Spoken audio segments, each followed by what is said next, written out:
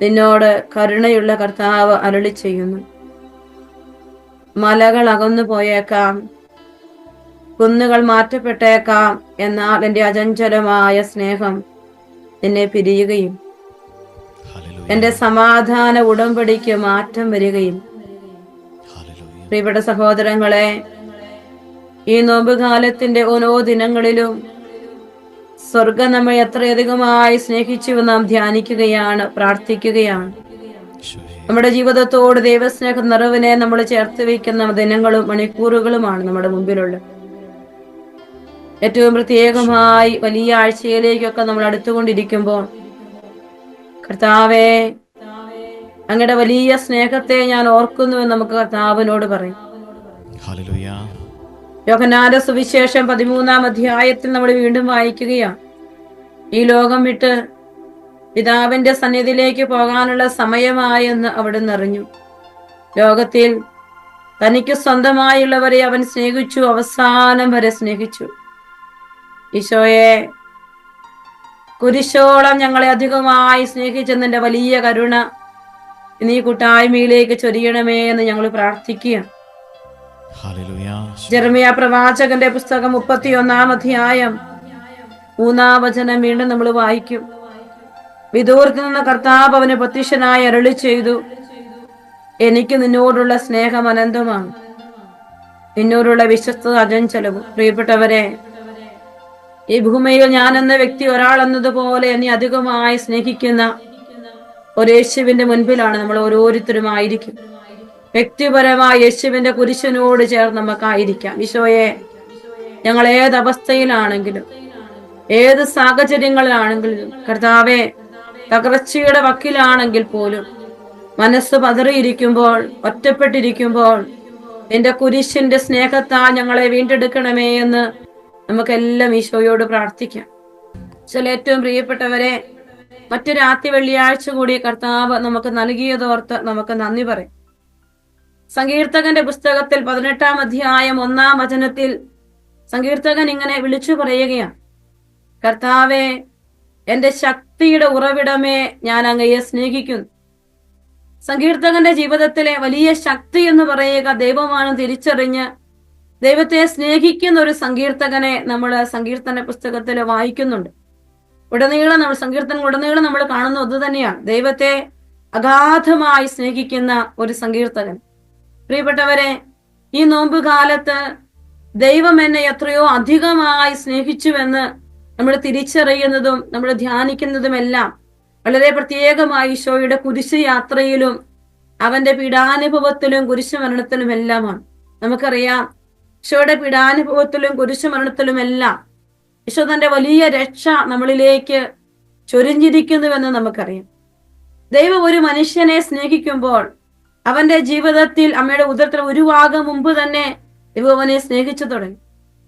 അവനെ മെനഞ്ഞെടുത്ത് അവനായി ഈ ഭൂമിയിൽ അവിടുന്ന് അവസരങ്ങൾ ഒരുക്കി അവന്റെ ജീവിതത്തെ അവിടുന്ന് അനുഗ്രഹിച്ച് ഉയർത്തുമ്പോൾ, കർത്താവ് ഓരോ വ്യക്തിയെക്കുറിച്ചുമുള്ള തന്റെ സ്നേഹത്തിന്റെ ആഴം അവന് വെളിപ്പെടുത്തി കൊടുക്കുന്നത് ദൈവിക പ്രവർത്തികൾ അവന് പൂർത്തിയാക്കുമ്പോഴാണ്.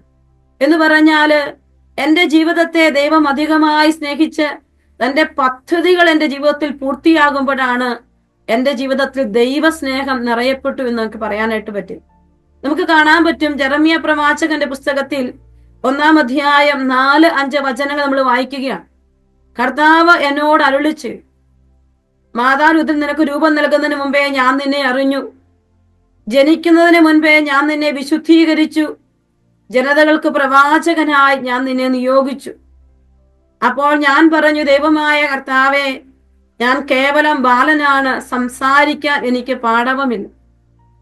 ദൈവം ജെറമിയായെ തെരഞ്ഞെടുത്ത് ജെറമിയായെ ദൈവം പറഞ്ഞയക്കാൻ ആഗ്രഹിക്കുമ്പോൾ ആ സമയത്ത് അവനായിരിക്കുന്ന അവസ്ഥയെന്ന് പറയുക അവന്റെ നിസ്സഹായതകളാണ്.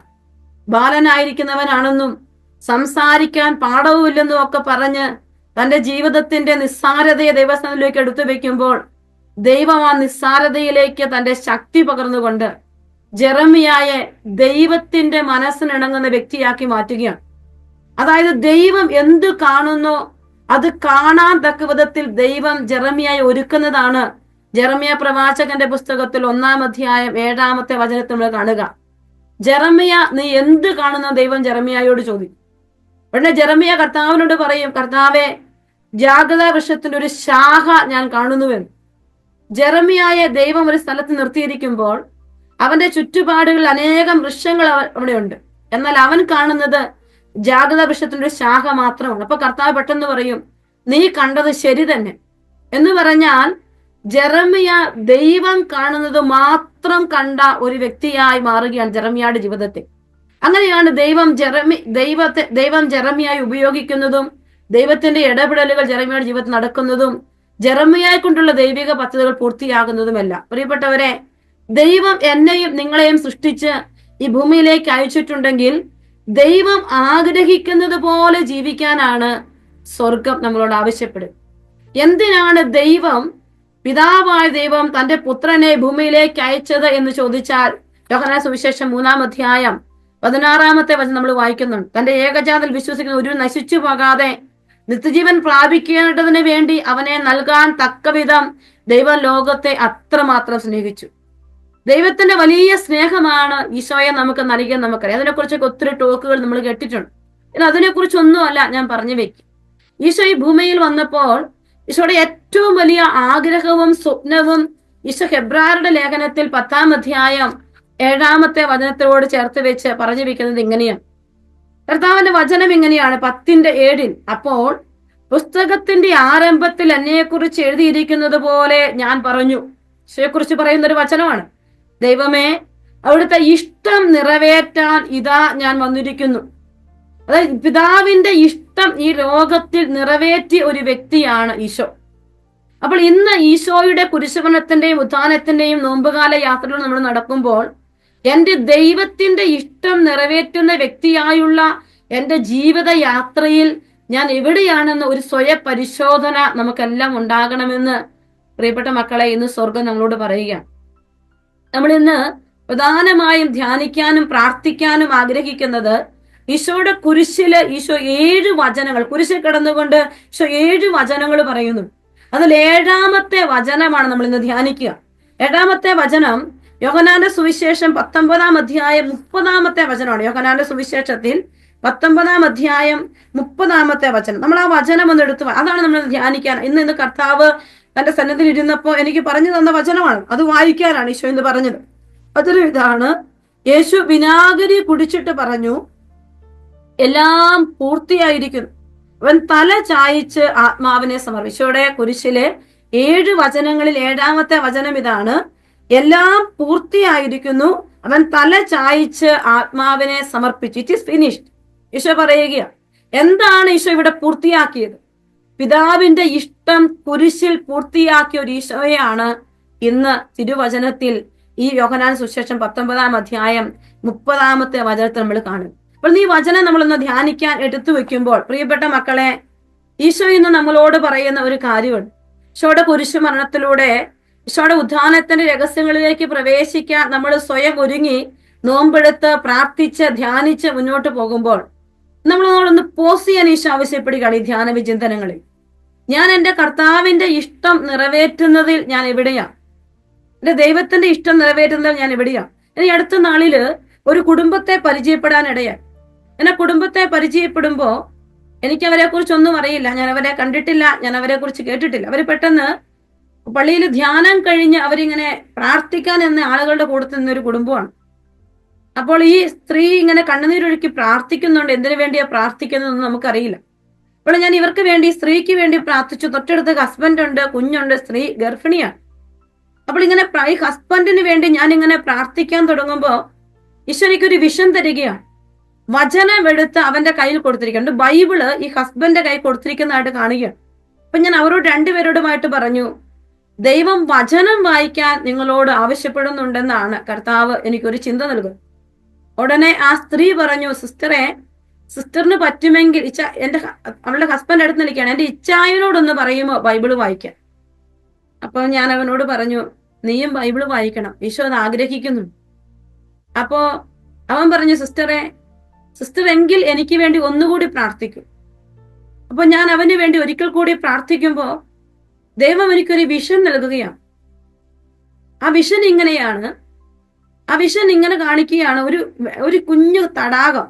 ആ തടാകത്തിൽ ഒരു കടലാസു വള്ളം ഇങ്ങനെ പൊങ്ങിക്കിടക്കുന്നത് കാണാൻ പറ്റുകയാണ്. എന്നിട്ട് ഈശോ എന്നോട് പറഞ്ഞു, ഇതുപോലൊരു അവസ്ഥയാണ് ഇവന്റെ ജീവിതം. രണ്ട് കാര്യങ്ങൾ ഈശോ എന്റെ മുമ്പിലോട്ട് എടുത്തു വെക്കുകയാണ്. എനിക്ക് പെട്ടെന്ന് ഒരു വ്യാഖ്യാനം ദൈവം തരികയാണ്. ഒന്ന്, ഇവന്റെ ആത്മീയ ജീവിതത്തെക്കുറിച്ച്. രണ്ട്, ഇവന്റെ ഭൗതിക ജീവിതത്തെക്കുറിച്ച് പറയുക. പെട്ടെന്ന് ഞാൻ ഇവനോട് ചോദിച്ചു, നിന്റെ ജീവിതത്തിൽ ഫുൾഫില്ല് ചെയ്യാൻ പറ്റാത്തത്, ഫ്രൂട്ട് ലഭിക്കാത്ത എന്തെങ്കിലും കാര്യമോ ബന്ധപ്പെട്ട് നീ മുന്നോട്ട് പോകുന്നുണ്ട്? അവൻ അവിടെ നിന്ന് തന്റെ ജീവിതത്തിന്റെ കഥ എന്നോട് പങ്കുവെക്കുകയാണ്. വലിയൊരു തകർച്ചയിലൂടെ എങ്ങുമെങ്ങും എത്തിപ്പെടാതെ ഒരു യാത്രയിലാണവൻ. പാതി വഴിയിൽ സ്റ്റക്കായി നിൽക്കുന്ന ഒരു വ്യക്തിയാണവൻ. ആത്മീയ ജീവിതത്തിൽ നിന്ന് പറഞ്ഞാൽ ഒരു വലിയ നിരീശ്വരവാദിയാണ്. ഭാര്യയുടെ നിർബന്ധപ്രകാരം ധ്യാനത്തിന്റെ അവസാന മണിക്കൂറിൽ ഭാര്യയെ കൂട്ടിക്കൊണ്ടു പോകാൻ വേണ്ടി ദേവാലയത്തിൽ പ്രവേശിച്ചവനാണവൻ. വിശ്വസിക്കാൻ പറ്റാറില്ല. വർഷങ്ങളോളമായി കുമ്പസാരിച്ചിട്ട് ജീവിതത്തിൽ എങ്ങുമെങ്ങും എത്തിയിട്ടില്ലാതെ തകർച്ചയുടെ നടുവിൽ, കണ്ണുനീരിന്റെ നടുവിൽ, ഒരു അറ്റ്ലീസ്റ്റ് ഒരു പൗണ്ട് പോലും എടുക്കാനില്ലാത്ത അവസ്ഥയിൽ നിൽക്കുന്ന ഈ കുടുംബം. അപ്പൊ ഞാൻ അവനോട് പറഞ്ഞു, നിർബന്ധിച്ച് നിന്നെ ദേവാലയത്തിൽ പ്രവേശിപ്പിക്കാനോ നിർബന്ധിച്ച് കുമ്പസാരിപ്പിക്കാനോ എനിക്ക് സാധ്യമല്ല. എന്നോട് കർത്താവ് പറഞ്ഞത് ഞാൻ നിന്നോട് പറയുകയാണ്. ഈ കടലാസു വെള്ളം പോലെ എങ്ങുമെങ്ങും എത്തിപ്പെടാതെ ഒരു പ്രയോജനവുമില്ലാത്തൊരു ജീവിതമായി ആത്മീയതയിലും ഭൗതികതയിലും തകർന്ന് തരിപ്പണമായി പോകാനല്ല സ്വർഗം ആഗ്രഹിക്കും. നിന്റെ ജീവിതം ഈശോയുടെ ഉള്ളിലേക്ക് ഇറങ്ങാൻ, നീ അധ്വാനിക്കുന്നതിന് ഫലം കിട്ടും വിധത്തിൽ ദൈവത്തിനുള്ളിലേക്ക് പ്രവേശിക്കാൻ ഈശോ നിന്നെ വിളിക്കുന്നുണ്ട്. ആ ചെറുപ്പക്കാരനോട് പറഞ്ഞു, സിസ്റ്ററെ, ഞാൻ ഇത്രയും വർഷത്തെ ജീവിതത്തിനിടയിൽ ഞാൻ ഇതൊന്നും വിശ്വസിക്കാറില്ലാത്തൊരു വ്യക്തിയാണ്. പക്ഷെ ഇന്ന് ഐ ഡു ബിലീവ്. ഇത് സിസ്റ്റർ എന്നോട് പറഞ്ഞതല്ല, ദൈവം എന്നോട് നേരിട്ട് പറഞ്ഞതാണെന്ന് ഞാൻ വിശ്വസിക്കുക. എന്റെ ജീവിതത്തിനൊരു മാറ്റം ഉണ്ടാകുമെന്ന് പറഞ്ഞ് ആ ചെറുപ്പക്കാരൻ എന്റെ മുമ്പിൽ നിന്ന് പോയെങ്കിൽ, പ്രിയപ്പെട്ടവരെ, ഞാൻ ഇങ്ങനെ ചിന്തിക്കുകയാണ്. ആരുടെയൊക്കെയോ പ്രാർത്ഥന, കുരിശിൽ അവന് വേണ്ടി ദൈവം ചിന്തിയ രക്തം, ദൈവം സാധിച്ചെടുത്ത രക്ഷ അവന് നഷ്ടപ്പെട്ടു പോകാതിരിക്കാൻ, അവന്റെ ജീവിത വഴിയിലേക്ക് കടന്നു ചെല്ലാൻ ദൈവം ആരെയൊക്കെയോ പറഞ്ഞയക്കുകയാണ്. കർത്താവിന്റെ വചനം ഇതാണ്, എന്റെ പിതാവ് എനിക്ക് നൽകിയിട്ടുള്ളവർ ആരും നഷ്ടപ്പെട്ടു പോകാതെ അന്ത്യദിനത്തിൽ അവരെല്ലാം ഉയർപ്പിക്കണമെന്നതാണ് പിതാവിന്റെ ഇഷ്ടമെന്ന് തിരുവചനത്തിലൂടെ നമ്മളെ പഠിപ്പിക്കുന്ന ആ പൊന്നു തമ്പുരാന്റെ വലിയ സ്നേഹത്തെ നമുക്കൊന്ന് ഓർക്കാം, ധ്യാനിക്കാം.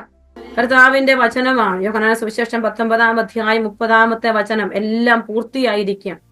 ഈശോ ദൈവത്തിന്റെ ഹിതം പൂർത്തിയാക്കി കുരിശിൽ മരിച്ച ഒരു ഈശോയെ നമ്മൾ ഇന്ന് ധ്യാനിക്കുമ്പോൾ, കർത്താവ് ഈ ഭൂമിയിൽ എന്തൊക്കെയാണ് കർത്താവ് പൂർത്തിയാക്കിയത്, അതിനെക്കുറിച്ച് ഏതാനും വചനങ്ങളിലൂടെ നമ്മളൊന്ന് കടന്നു പോവുകയാണ്. എന്തിനാണ് ഈശോ ഈ ഭൂമിയിലേക്ക് വന്നത്? ലൂക്കായുടെ സുവിശേഷം 4-ാം അധ്യായം 18-ാമത്തെ വചനത്തിൽ ഇങ്ങനെ പറയുകയാണ്, ജീവൻ നൽകാൻ, ജീവിതം നൽകാൻ ഈശോ ഈ ഭൂമിയിലേക്ക് വന്നിരിക്കുകയാണ്. അതാണ് ലൂക്കായുടെ സുവിശേഷം 4-ാം അധ്യായം 18-ാമത്തെ വചനം. സുനഗോഗിൽ അവിടുന്ന് വായിക്കാൻ എഴുന്നേറ്റ് നിൽക്കുമ്പോൾ യെശയ്യാ പ്രവാചകന്റെ പുസ്തകം നൽകപ്പെട്ടു. അവിടെ വചനം പറയാം, കർത്താവിന്റെ ആത്മാവ് എന്റെ മേലുണ്ട്, ദരിദ്രരെ സുവിശേഷം അറിയിക്കാൻ അവിടുന്ന് എന്നെ അഭിഷേകം ചെയ്തിരിക്കുന്നു, ബന്ധിതർക്ക് മോചനവും അന്ധർക്ക് കാഴ്ചയും അടിച്ചമർത്തപ്പെട്ടവർക്ക് സ്വാതന്ത്ര്യവും കർത്താവിന് സ്വീകാര്യമ വത്സരവും പ്രഖ്യാപിക്കാൻ അവിടുന്ന് എന്നെ അയച്ചിരിക്കുന്നു. ജീവിതം നൽകാൻ, തകർച്ചയിൽ നിന്ന് എഴുന്നേൽപ്പിക്കാൻ, വീണവർക്ക് കൈ കൊടുക്കാൻ ഈശോ ഈ ഭൂമിയിലേക്ക് എഴുന്നള്ളി വന്നവനാണ്. അവിടുന്ന് ഈ ഭൂമിയിൽ അവതരിച്ചവൻ കുരിശിൽ എല്ലാം പൂർത്തിയായി എന്ന് പറയുമ്പോൾ നമ്മുടെ ജീവിതത്തില് ജീവിതം നൽകാനായിട്ട്, നമ്മളൊക്കെ ഇന്ന് ജീവിച്ച് കടന്നു പോകുമ്പോൾ ഈശോയുടെ ജീവൻ സ്വന്തമാക്കാനായിട്ടാണ് ഈശോ ഈ ഭൂമിയിലേക്ക് വന്നതെന്ന് കർത്താവിന്റെ വചനം പറയുക. പ്രിയപ്പെട്ട ദൈവമക്കളെ, വീണ്ടും മറ്റൊരു വചനം നമ്മൾ കാണുന്നുണ്ട്. യോഹന്നാൻ സുവിശേഷം 10-ാം അധ്യായം 10-ാമത്തെ വചനം, ഞാൻ വന്നിരിക്കുന്നത് അവർക്ക് ജീവൻ ഉണ്ടാകാനും അത് സമൃദ്ധമായി ഉണ്ടാകാനുമാണ്.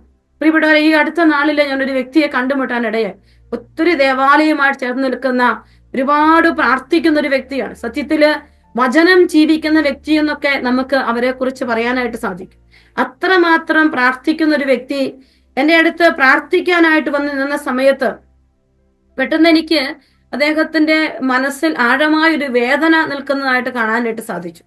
അപ്പോൾ ആ വേദന എന്താണ് എന്ന് ഞാൻ അദ്ദേഹത്തോട് ചോദിക്കുന്നതിന് മുമ്പ് തന്നെ ഈശോ എനിക്ക് ചില മെസ്സേജുകൾ തന്നില്ല ഞാൻ അദ്ദേഹത്തോട് പറഞ്ഞു കഴിഞ്ഞപ്പോൾ അദ്ദേഹം ഇങ്ങനെ കണ്ണ് നിറഞ്ഞൊഴുകി കരയുകയാണ്. ജീവിതത്തില് കുടുംബജീവിതത്തിലോട്ട് പ്രവേശിച്ച് ഏകദേശം 29 വർഷങ്ങൾ പിന്നിടുമ്പോൾ ഒരു രാത്രി പോലും സമാധാനത്തോടെ ഉറങ്ങാൻ പറ്റാത്ത, മാനസികമായി സമനില തെറ്റിപ്പോയ, പ്രാർത്ഥിക്കാൻ പറ്റാത്ത, വിശ്വാസം കുറഞ്ഞുപോയ, ഫെയ്ത്ത് ഇല്ലാത്ത, സ്വന്തം കഴിവിൽ ആശ്രയിക്കുന്ന, പള്ളിയിൽ പോലും പോകുന്നില്ലാത്ത ഒരു ജീവിത പങ്കാളിയുടെ കൂടെ ഇദ്ദേഹം ജീവിക്കുകയാണ് 29 വർഷങ്ങളായിട്ട്. എന്നാൽ പലരും അദ്ദേഹത്തോട് ഇതൊന്നും അറിയുന്നില്ല, പുറമെ ഒന്നും അറിയത്തില്ല. ഉള്ളിന്റെ ഉള്ളില് കുടുംബത്തിന്റെ അകത്തളങ്ങളിൽ കണ്ണുനീര് പൊടിച്ച് അദ്ദേഹം ജീവിക്കുകയാണ്. എന്നിട്ട് ഇദ്ദേഹത്തിന് വേണ്ടി കർത്താവ് ഒരുപാട് മെസ്സേജുകൾ ഞാൻ പറഞ്ഞല്ലോ, ചില വ്യക്തികളെ ദൈവത്തിന്റെ വലിയ കൃപ നിറയുമ്പോൾ നമ്മുടെ മനസ്സിന്റെ അഗാധ തലങ്ങളില് ദൈവം ഇരുന്ന് ഇദ്ദേഹത്തോട് സംസാരിക്കുന്നത് എനിക്ക് കാണാനായിട്ട് പറ്റിയൊരു വ്യക്തിയാണ്. ശരിക്കും ഈ വചനം ജീവിക്കുന്ന ഒരു വ്യക്തി, അൾത്താര കൊണ്ട് ജീവിക്കുന്ന ഒരു വ്യക്തി എന്നൊക്കെ പറയും. അപ്പോൾ ഈ ഈശോയുടെ കുരിശിന്റെ രക്ഷയൊക്കെ അദ്ദേഹം സ്വന്തമാക്കി എന്നുള്ളത് വലിയൊരു സത്യമാണ്. അദ്ദേഹം ഇന്ന് ശാന്തനായി ജീവിക്കുന്നുണ്ടെങ്കിൽ ആ കുരിശിന്റെ കൃപയാണ്.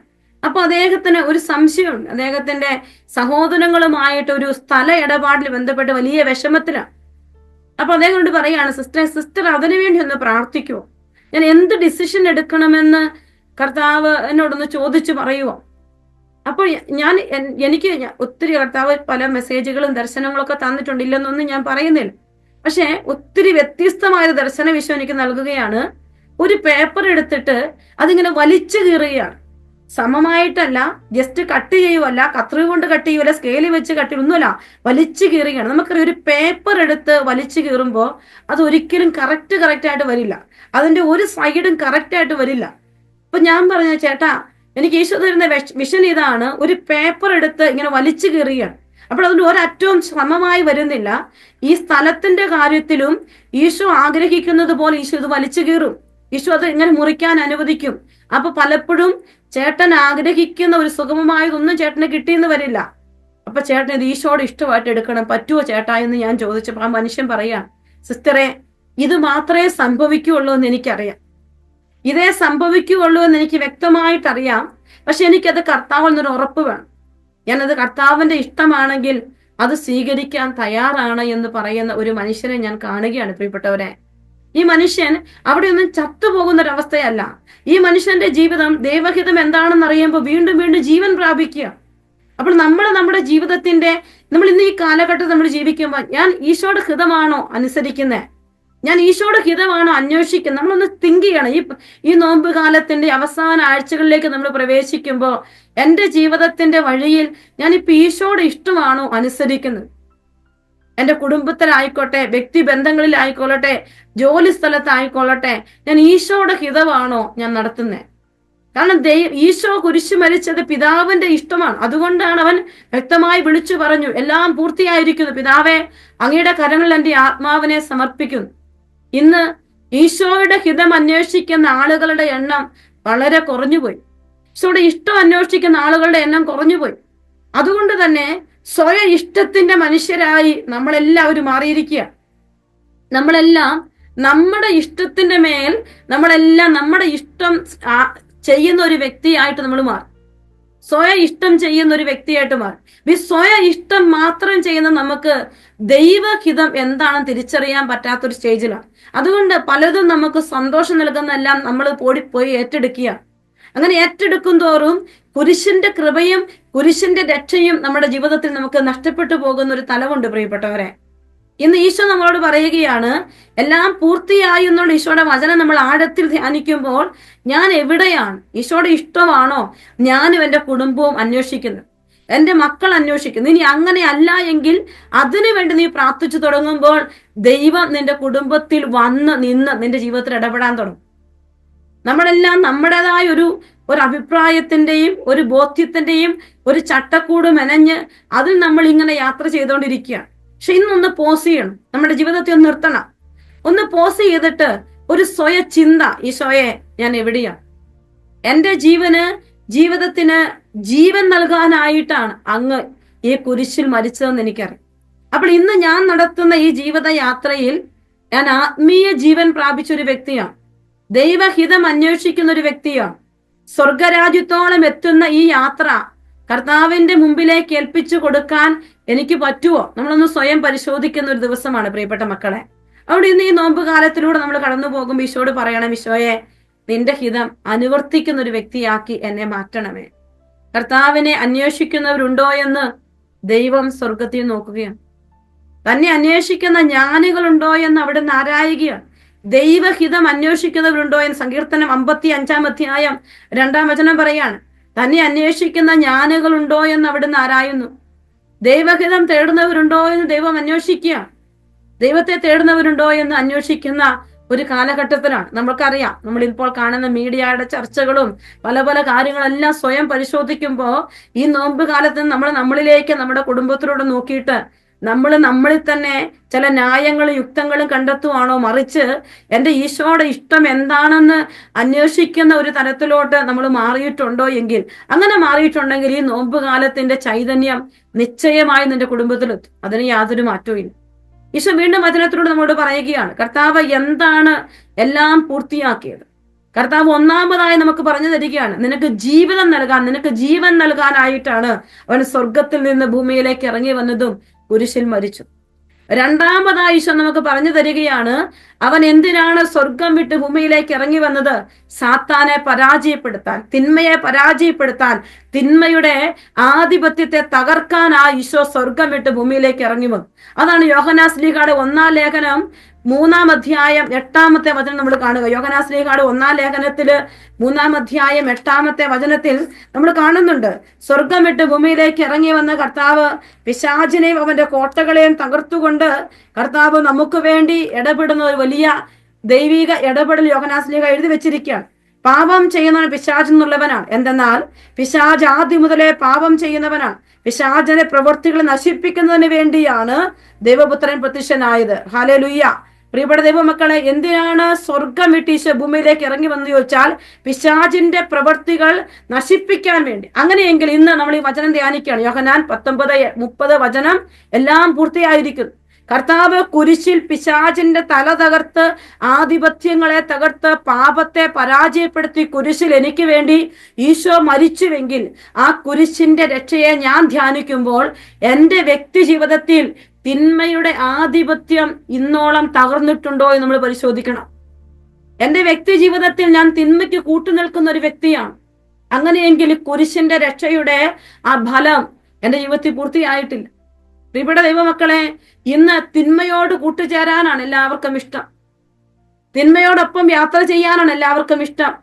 ഞാൻ ശരിക്കും എന്നെ ആ നാളിൽ അതിശയിപ്പിച്ചൊരു കാര്യമുണ്ട്. ഒരു വ്യക്തി എന്നെ ഫോൺ വിളിക്കുകയാണ്, സിസ്റ്ററെ സംസാരിക്കണം, പ്രാർത്ഥിക്കണം, എനിക്ക് വേണ്ടി പ്രത്യേകം ഒന്ന് പ്രാർത്ഥിച്ചൊരു മെസ്സേജ് ഒക്കെ എടുക്കണം. ഞാൻ ചോദിച്ചു, എന്തിനാ മെസ്സേജ് എടുക്കണ്ടേ?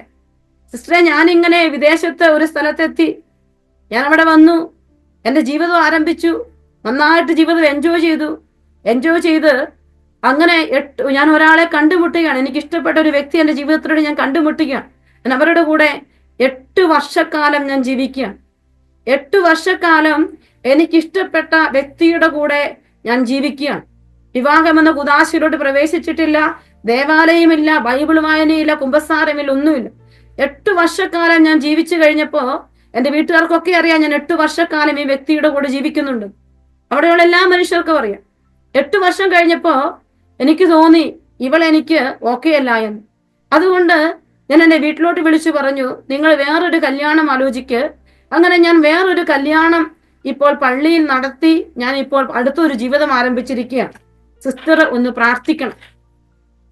പ്രിയപ്പെട്ട ദൈവമക്കളെ, ജീവിതത്തിൽ അപ്പൊ ഞാൻ അവരെ വിളിച്ചിട്ട് ആ മനുഷ്യനോട് ചോദിക്കുകയാണ്, പ്രിയപ്പെട്ട മകനെ, എല്ലാ ജീവിതങ്ങൾക്കും ഉണ്ട് ഒരു ബാക്ക്, ഒരു ഇരുണ്ട വശം, എല്ലാം ഞാൻ സമ്മതിക്കുന്നു, നമ്മളെല്ലാം ബലഹീനരുമാണ്.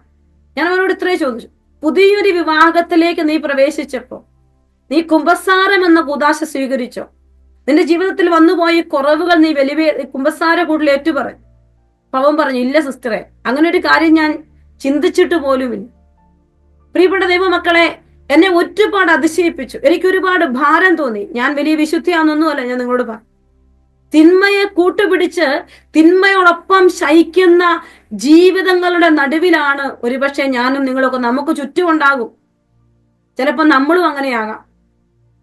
കർത്താവ് കുരിശിൽ വെച്ചുകൊണ്ട് പാപത്തെയും പിശാചിനെയും അവന്റെ ആധിപത്യങ്ങളെയും തകർത്ത് എല്ലാം പൂർത്തിയായെന്ന് ഈശോ പറയുമ്പോൾ, ഈ ഈശോയെ ധ്യാനിക്കുമ്പോൾ, ഇന്ന് എൻ്റെ ജീവിതത്തിൽ ഞാൻ തിന്മയെ എത്രമാത്രം പരാജയപ്പെടുത്തി തിന്മയിൽ നിന്ന് ഞാൻ അകന്നു നിൽക്കുന്നെന്ന് ഞാൻ ആഴമായി പരിശോധിക്കേണ്ട നോമ്പുകാലത്തിന്റെ അവസാന ആഴ്ചകളാണ് പ്രിയപ്പെട്ടവരെ. ഇത് ഞാൻ അനേകം കുരിശിന്റെ വഴികൾ ചെല്ലുന്നുണ്ടാകും, ഞാൻ അനേകം നൊവേനകൾ ചൊല്ലുന്നുണ്ടാകും, ഞാൻ മുട്ട നിൽക്കുന്നുണ്ടാകും, കൈവിരിക്കുന്നുണ്ടാകും. പക്ഷേ ഈ തിന്മ എൻ്റെ ജീവിതത്തിൽ ഇപ്പോഴും ഞാൻ ചേർത്ത് പിടിച്ചിരിക്കുന്ന ഒരു വ്യക്തിയാണെങ്കിൽ, എനിക്ക് ഈ തിന്മ ഞാൻ ചെയ്യുന്നതെല്ലാം നല്ലതെന്ന് വിചാരിക്കുന്ന വിധത്തിലൊരു യാത്രയാണ് എങ്കിൽ, പ്രിയപ്പെട്ട ദൈവമക്കളെ, ഈ പിശാചിന്റെ ആധിപത്യം നമ്മളെ തകർത്ത് കളയും.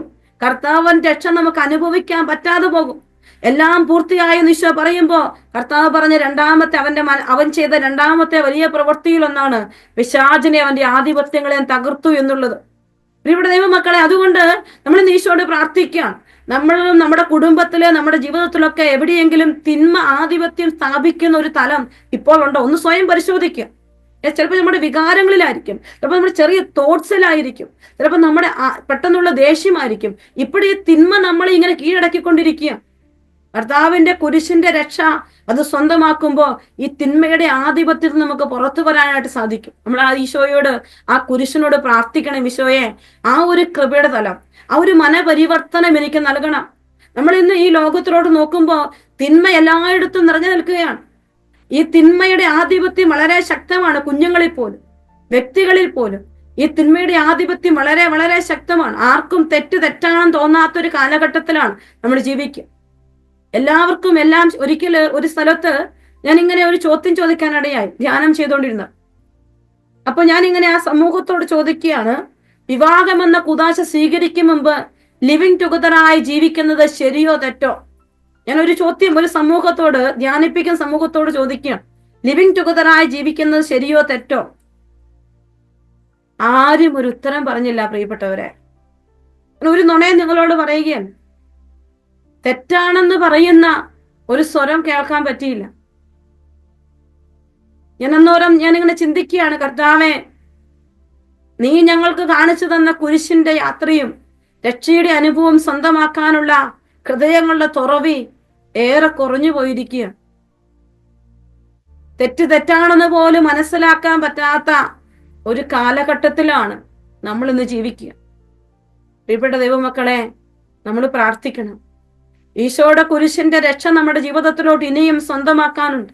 അവൻ സാധിച്ചു തന്ന രക്ഷ ഞാനെന്ന് പറയുന്ന വ്യക്തി ജീവിതത്തിന്റെ ആഴങ്ങളിലേക്ക് ഇറങ്ങി വരുന്നില്ലെങ്കിൽ എന്റെയും നിങ്ങളുടെയും ജീവിതത്തിന്റെ അവസാനം സ്വർഗരാജ്യ പ്രാപ്തി ഉണ്ടാവില്ല എന്നുള്ളത് വലിയൊരു സത്യമാണ്.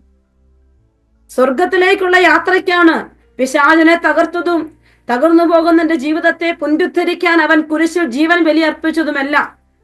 വീണ്ടും അടുത്ത വചനം നമ്മളെ പഠിപ്പിക്കുകയാണ്, എന്താണ് കർത്താവ് പൂർത്തിയാക്കിയത്. അടുത്ത വചനം ഇതാണ്, ലൂക്കായുടെ സുവിശേഷം 12-ാം അധ്യായം 49-ാമത്തെ വചനം. ഭൂമിയിൽ തീയിടാനാണ് ഞാൻ വന്നിരിക്കുന്നത്. അത് എല്ലാ ഹൃദയങ്ങളിലും ദൈവസ്നേഹത്തിന്റെ പരിശുദ്ധാത്മാവിന്റെ അഗ്നി അത് നൽകപ്പെടുവാൻ വേണ്ടി സ്വർഗം വിട്ട് ഭൂമിയിലേക്ക് ഇറങ്ങി വന്നൊരു ഈശോയെ നമ്മൾ കാണുന്നുണ്ട്. ഇന്ന് എവിടെയാണ് എന്നിലുള്ള പരിശുദ്ധാത്മാവിന്റെ നിറവ്? ഇന്ന് എവിടെയാണ് എന്നിലുള്ള ദൈവസ്നേഹത്തിന്റെ നിറവ്? നമ്മൾ എവിടെയൊക്കെ എന്തുമാത്രം എത്തി? ഈ ഒരു തലത്തിലൊക്കെ ആത്മാവിലുള്ള നമ്മുടെ ജീവിതം എത്രമാത്രം ഉണ്ട് എന്ന് നമ്മൾ ഈ നോമ്പുകാലത്തിന്റെ ഈ അവസാന ആഴ്ചകളിൽ പരിശോധിക്കണം. കാരണം പരിശുദ്ധാത്മാവിന്റെ നിറവ്, ആത്മാവാകുന്ന ദൈവസ്നേഹത്തിന്റെ അഗ്നി നമ്മളിലേക്ക് നൽകുവാനായിട്ടാണ് സ്വർഗം ഈ ഭൂമിയിലേക്ക് തന്റെ പുത്രനെ അയച്ചത്. അങ്ങനെയെങ്കിൽ ഞാനും നിങ്ങൾ മാമോദീസ എന്ന കുദാശയിലൂടെ, സ്ഥൈര്യലേപനം എന്ന കുദാശയിലൂടെ സ്വീകരിച്ച പരിശുദ്ധാത്മാവിന്റെ നിറവ് എന്നിൽ എത്രമാത്രമുണ്ട്? ഒരു ഹോളി സ്പിരിറ്റ് നിറഞ്ഞ ജീവിതം ഞാൻ എത്രമാത്രം നയിക്കുന്നുണ്ട്? ഒരാത്മപരിശോധന നടത്തണം. ഈ നോമ്പുകാലത്തിന്റെ അവസാന ആഴ്ചയിൽ ഈ വചനം ഇന്ന് ഈശോ എനിക്ക് പറഞ്ഞു തരുമ്പോ കർത്താവിനോട് ഞാൻ ചോദിച്ചു, ഈശോ ഇതിനെക്കുറിച്ച് ഞാൻ എന്താണ് ധ്യാനിക്കേണ്ടത്, എന്താണ് ഈ സമൂഹത്തോട് പറയേണ്ടത്? ഈശോ പറഞ്ഞു, ഒരു സ്കെയിൽ എടുത്തുന്നത് പോലെ നമ്മുടെ ജീവിതത്തെ അളക്കണം. ഞാൻ എവിടെയാണ്? ഞാൻ എവിടെയാണെന്ന് ഒന്ന് അളക്കാനുള്ള ഒരു ദിവസമാണ്. എന്റെ ജീവിതത്തെ ഒന്ന് അളന്നു നോക്കാനുള്ള ഒരു ദിവസം. ഈശോയെ, രക്ഷാകരമായ കൃപകൾ സ്വന്തമാക്കുന്ന ഈ യാത്രയിൽ ഞാൻ എവിടെ നിൽക്കുന്നു? ഭൗതികമായ ഒരുപാട് കാര്യങ്ങൾക്ക് വേണ്ടി നമ്മൾ പ്രാർത്ഥിക്കുന്നുണ്ട്. പക്ഷെ എൻ്റെ ആത്മീയ ജീവിതത്തെ ആഴമായി ഒന്ന് പരിശോധിക്കാനുള്ള വലിയൊരു കൃപയാണ് പ്രിയപ്പെട്ടവരെ ഇന്ന് ഈശോ നമുക്ക് നൽകാൻ ആഗ്രഹിക്കുക. കർത്താവെ, ആ ഒരു വലിയ കൃപയുടെ തലത്തിലേക്ക് നീ എന്റെ ജീവിതത്തെ മാറ്റിവെക്കണമേ എന്ന് പ്രാർത്ഥിക്കും. യോഹന്നാൻ സുവിശേഷം 1-ാം അധ്യായം 29-ാമത്തെ വചനത്തിൽ ഇതാ ലോകത്തിന്റെ പാവം നിൽക്കുന്ന ദൈവത്തിന്റെ കുഞ്ഞാട്. വചനം പറയാണ് ലൂക്കായുടെ സുവിശേഷത്തിൽ 19-ാം അധ്യായം 10-ാമത്തെ വചനത്തില് നഷ്ടപ്പെട്ടു പോയതിനെ കണ്ടെത്തുന്ന ഒരു ഈശോ. അതേ പ്രിയപ്പെട്ടവരെ, നമ്മുടെ ജീവിതത്തിൽ നഷ്ടപ്പെട്ടതൊക്കെ നമുക്ക് കഷ്ടപ്പെട്ടു പോയതൊക്കെ കണ്ടെത്തി തരുന്ന ഒരു കർത്താവിനെ നമ്മൾ കണ്ടുമുട്ടുമ്പോ ആത്മീയ ജീവിതത്തിൽ എവിടെയെങ്കിലും എനിക്ക് നഷ്ടം സംഭവിച്ചിട്ടുണ്ടോ? എന്റെ ആത്മീയതയിൽ ഞാൻ എവിടെയെങ്കിലും വരണ്ടുണങ്ങി പോയിട്ടുണ്ടോ? എന്റെ കർത്താവെ, എന്നെ തിരിച്ചു കൊണ്ടുവരാൻ അവിടുന്ന് എന്നെ സഹായിക്കണമേ എന്ന് പ്രാർത്ഥിക്കണം. നമ്മൾ നമ്മുടെ ആത്മാവിന്റെ തലങ്ങളെ ഇന്ന് ദൈവസന്നിധിയിൽ വെച്ചൊന്ന് അളന്നു നോക്കുകയാണ്. നമ്മുടെ ജീവിതത്തെ നമുക്ക് ഈശോയുടെ കരങ്ങളിലോട്ട് വെക്കാം. ഒരിക്കൽ കൂടി ഒന്ന് കണ്ണുകൾ അടച്ച് നമ്മുടെ ജീവിതത്തിന്റെ എല്ലാ തലങ്ങളെയും ഈശോയുടെ കരങ്ങളിലോട്ട് വെച്ച്, ഈശോയെ, ഞാൻ എവിടെയാണ് കർത്താവെ എന്റെ ആത്മീയ സ്ഥിതിയിൽ? കർത്താവെ, പരിശുദ്ധാത്മാവുള്ള എന്റെ ജീവിതത്തില് എവിടെയെങ്കിലും എനിക്ക് കുറവ് വന്നു പോയിട്ടുണ്ട്. ഈശോയെ, പാപത്തെ പരാജയപ്പെടുത്തുന്നതിൽ, തിന്മയുടെ പ്രലോഭനങ്ങളെ മാറ്റി നിർത്തുന്നതിൽ എനിക്ക് വീഴ്ച വന്നിട്ടുണ്ട്. കർത്താവെ, എന്റെ ആത്മീയ ജീവൻ നഷ്ടപ്പെട്ടു പോയൊരവസ്ഥയിലാണോ ഞാൻ? ഈശോയെ, കുരിശിന്റെ കൃപ ഒഴുകട്ടെ. പ്രിയപ്പെട്ട മക്കളെ, ഓരോരുത്തരും ഒന്ന് സ്വയം പരിശോധിച്ചേ. ഒരു ആത്മപരിശോധന. കർത്താവെ, ഒരു മാനസാന്തരം, ഒരു തിരിച്ചറിവ് നീ എനിക്ക് നൽകണമേ എന്ന് ഞാൻ നിന്നോട് പ്രാർത്ഥിക്കുകയാണ്. എല്ലാ മക്കളും പ്രാർത്ഥിക്കട്ടെ. പ്രിയപ്പെട്ട മക്കളെ, നമുക്ക് നമ്മുടെ ജീവിതത്തെ കുറച്ചുകൂടി വിശുദ്ധിയിലോട്ട് കൂട്ടിക്കൊണ്ടുവരാം. കർത്താവിന്റെ വലിയ സാന്നിധ്യത്തിന്റെ മുൻപില് നമ്മൾ ഓരോരുത്തരും ആയിരിക്കുകയാണ്. ആരും ആരെയെ ശ്രദ്ധിക്കുന്ന എല്ലാ മക്കളും കണ്ണുകൾ അടച്ചായിരിക്കും. നമ്മളിലേക്ക് നിന്ന് നോക്കാൻ ആഗ്രഹിക്കുക. താലന്തുകളുടെ ഉപമ നമ്മൾ കാണും. 5, 2, 1 താലന്തുകൾ ദൈവം നൽകിയിട്ട് 5-ൽ 5 നേടിയവനെ കർത്താവ് വീണ്ടും അനുഗ്രഹിക്കുന്നത് കാണുകയും, ഈ ജീവിതയാത്രയിൽ സ്വർഗം നിന്റെ ജീവിതത്തിലോട്ട് നോക്കുമ്പോ നിന്റെ ജീവിതത്തിലെ ഫലങ്ങൾ എന്താണെന്ന് ഓരോരുത്തരും ഒന്ന് പരിശോധിച്ചേ മക്കളെ. നമ്മളെല്ലാം ആദ്യ വെള്ളിയാഴ്ചയും പല ഭൗതിക ആവശ്യങ്ങൾക്ക് വേണ്ടി പ്രാർത്ഥിക്കാറുണ്ട്. പക്ഷെ ഇന്ന് ഈശോ അതല്ല എന്നോട് പറഞ്ഞു. നമ്മൾ ഇന്ന് ഈശോയിലേക്ക് നോക്കുകയാണ്. ഈശോയുടെ മുമ്പിലോട്ട് നമ്മുടെ ജീവിതത്തെ ഒന്ന് വെക്കുകയാണ്. ഈശോയെ, ഞാൻ എവിടെയാണ് കർത്താവെ നീയുമായുള്ള എന്റെ ബന്ധത്തിൽ? എന്റെ ആത്മീയ ജീവിതത്തിന്റെ തലങ്ങളിലേക്ക് ഒന്ന് എത്തി നോക്കിക്കേ. നമ്മൾ എവിടെയാണെന്ന് ഓരോരുത്തരും ഒന്ന് പരിശോധിച്ചേ. കർത്താവെ, ഞാൻ നഷ്ടപ്പെട്ടു പോയ വ്യക്തിയായിട്ടുണ്ടോ? നിന്റെ സ്നേഹം മനസ്സിലാക്കാതെ കൃപകളൊക്കെ കുഴിച്ചിട്ടൊരു വ്യക്തിയായിട്ട് കർത്താവെ ഇന്ന് ഞാൻ നിൽക്കുന്നുണ്ടെങ്കിൽ ഈശോ എനിക്ക് മാപ്പ് നൽകുന്നു. കർത്താവിന്റെ വഴിയിലോട്ട് വരാൻ പറ്റാതെ മറുതലിച്ചു നിൽക്കുന്ന ഒരു വ്യക്തിയായിട്ട് എന്റെ ജീവിതത്തിൽ മാറിയിട്ടുണ്ടെങ്കിൽ, മദ്യപാനത്തിന്റെ ആസക്തികൾ, എന്നിട്ട് നമ്മളെ ന്യായീകരിക്കും. ഞാൻ ഇത്രയേ ഉള്ളൂ, ഞാൻ മദ്യത്തിന് അടിമയല്ല എന്ന് പറയുന്ന വ്യക്തികളെ ഞാൻ കണ്ടിട്ടുണ്ട്.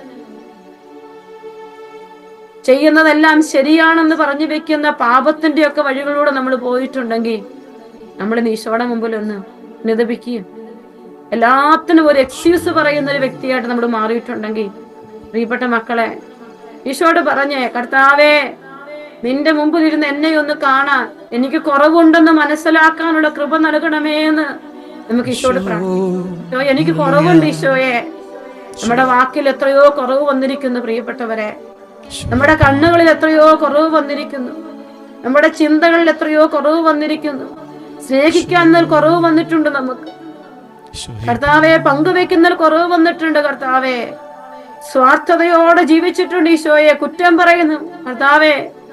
വിശ്വസ്തതയില്ലാതെ ജീവിച്ചിട്ടുണ്ട്. എല്ലാം ഈശോയുടെ പക്കലോട്ട് വെക്കട്ടെ. സങ്കടങ്ങളാകാം, മനസ്സു മടുത്ത് തകർന്ന് ചടഞ്ഞു പോയൊരവസ്ഥയായിരിക്കുന്നു. ഈ സമർപ്പിക്കുക. നിനക്ക് ഈശോ ഉള്ളൂ, നിനക്ക് ഈശോ മാത്രമേ ഉള്ളൂ. ഈശോയെ, എനിക്ക് നീ മാത്രമേ ഉള്ളൂ കർത്താവെ. എന്റെ ജീവിതത്തിലേക്ക് നീ ഒന്ന് നോക്കി കാണണേ ഈശോയെ. സങ്കടം കൊണ്ട് ഉറങ്ങാൻ പറ്റാത്ത രാത്രികളുണ്ടെങ്കിൽ അത് നീ സമർപ്പിക്കും. ഭയപ്പെടുത്തുന്ന ഓർമ്മകളുടെ രാത്രികളാണ് നിന്റെ ജീവിതത്തിലെങ്കിൽ അത് നീ പരിപൂർണമായിട്ട് ഈശോയ്ക്ക് സമർപ്പിക്കും. കർത്താവേ, ഈ വേദനകളെല്ലാം നീ കുരിശിൽ ഏറ്റെടുത്തിട്ടുണ്ടെന്ന് എനിക്കറിയാം. ഇതിനെല്ലാം നിന്റെ മുമ്പിൽ ഉത്തരവുണ്ടെന്ന് ഞാൻ ഉറച്ചു വിശ്വസിക്കുന്നുണ്ട് ഈശോയെ. ഇതിനെല്ലാം നിന്റെ മുമ്പിൽ ഉത്തരവുണ്ട്. നീ എനിക്ക് നൽകാത്തതായിട്ടൊന്നുമില്ലെന്ന് എനിക്കറിയാം ഈശോയെ. എന്നിട്ട് എവിടെയൊക്കെയോ ഞാൻ ഇങ്ങനെ വേദനിക്കുന്നു കർത്താവേ, നീ എന്നെ കാണണേ. ഓരോ മാതാപിതാക്കളും പ്രാർത്ഥിക്കട്ടെ. മക്കളെ കുറിച്ച് നീ വേദനിക്കുന്നു, എന്റെ ജീവിത പങ്കാളിയെ കുറിച്ച് നീ വേദനിക്കുന്നുണ്ട്, എന്റെ മാതാപിതാക്കളെ കുറിച്ച് നീ വേദനിക്കുന്നുണ്ട്, എന്റെ സഹോദരങ്ങളെ കുറിച്ച് നീ വേദനിക്കുന്നുണ്ടെങ്കിൽ നീ പ്രാർത്ഥിക്കും. എല്ലാവർക്കും മതിയായവനാണ് ഈശോ. എല്ലാത്തിനും ഉപരിയാണ് നമ്മുടെ ഈശോ. ഈശോയെ, നീ എന്നോട് സംസാരിക്കണമേ എന്ന് എല്ലാ മക്കളും പ്രാർത്ഥിക്കണം. എന്തേ ഈശോയെ നീ എന്നെ സുഖപ്പെടുത്താത്തത് നിങ്ങൾ ചോദിക്കുന്നുണ്ട്. ഈശോട് പറ, എന്റെ ജീവിതത്തിൽ ഇടപെടണേ ഈശോയെ. ഈ കുരിശിന്റെ ചുവട്ടിൽ ഞാൻ ആയിരിക്കുമ്പോൾ ഒരിറ്റ രക്തത്തുള്ളി എന്നിലേക്ക് വീഴിക്കണേ ഈശോയെ. എനിക്ക് ആ ചിന്തപ്പെടുന്ന രക്തമേ എന്നിലേക്ക് രക്തമായി വന്നിറങ്ങട്ടെ എന്ന് ഞാൻ പ്രാർത്ഥിക്കും. എന്റെ ചിന്താമണ്ഡലത്തിലേക്ക്, എന്റെ ഹൃദയവികാര തലങ്ങളിലേക്ക്, എന്റെ മനസ്സിന്റെ അഗാധ ഭാരങ്ങളിലേക്ക് ഈശോയുടെ രക്തം ഒഴുകി ഇറങ്ങട്ടെ. കർത്താവേ, ഞങ്ങൾക്ക് നിന്നെ വേണം ഈശോയെ. ഈ ലോകം നിന്നെ അന്വേഷിക്കുന്നില്ലെങ്കിലും ഞങ്ങൾ പൂർണ്ണ ഹൃദയത്തോടെ നിന്നെ അന്വേഷിക്കുക. അപ്പാ, ഞങ്ങൾക്ക് നിന്നെ വേണം. ഞങ്ങളുടെ ജീവിതത്തിന് മുഴുവനായി നിന്നെ വേണം. പ്രിയപ്പെട്ട സഹോദരങ്ങളെ, ഈശോയില്ലാത്ത ജീവിതം നമുക്ക് വേണ്ട. ഈശോയോട് പറയാം, ഈശോയെ അങ്ങേ മതി ഈശോയെ, ഞങ്ങൾക്ക് ഞങ്ങളുടെ കുടുംബത്തിന് അങ്ങയെ മതി ഈശോയെ, ഞങ്ങളുടെ മക്കൾക്ക് അങ്ങയെ മതി എന്ന് എല്ലാ മക്കളും പ്രാർത്ഥിക്കട്ടെ. ഈശോയെ നീ ചേർത്ത് പിടിച്ചാൽ നീ ഒരിക്കലും ലജ്ജിതനാവുകയില്ല.